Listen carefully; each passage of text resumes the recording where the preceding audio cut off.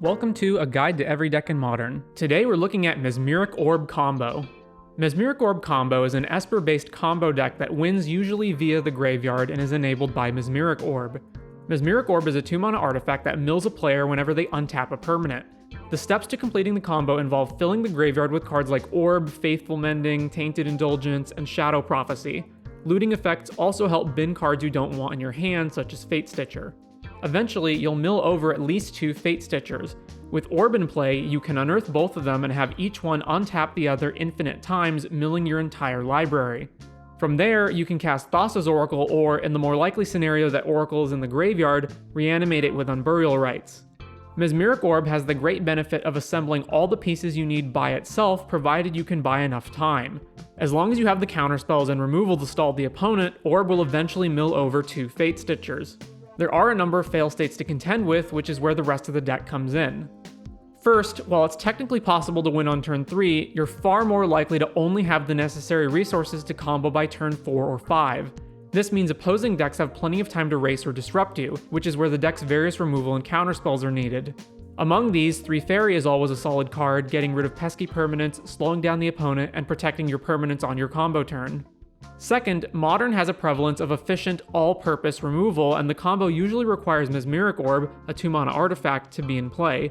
Additionally, Fatestitcher can be killed at instant speed in between untapping the other one. Third, the combo largely dies to graveyard hate. Counterspells help, as does agnostic removal like Leyline Binding and Prismatic Ending.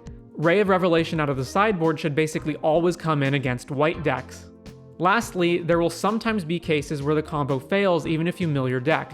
If the opponent stops Unburial Rites, or Rites gets exiled by Ragavan, or they cast Dress Down before Oracle hits the field, or they just interact with you in any other way that causes the combo to fail. It's better to have Counterspell or Teferi to protect the combo, but you won't always have them. If a fail state occurs, you can still mill your whole deck and use Memory's Journey from the graveyard to shuffle back Oracle and draw it to win. You can even do this in your upkeep after Orb mills the rest of your deck, but before you draw. Because Mesmeric Orb mills both players, its effects become detrimental when the opponent has graveyard synergies. Even outside dedicated graveyard decks like Dredge or Breach, cards like Wrenn and 6, Kroxa, Murktide Regent, and Dragon's Rage Channeler benefit from Orb, which is not what you want. You can sideboard effects like Leyline of the Void to disrupt these strategies depending on how many graveyard synergistic cards they have. Tips and tricks. Remember to tap unused lands on your opponent's end step to get extra mills from Mesmeric Orb.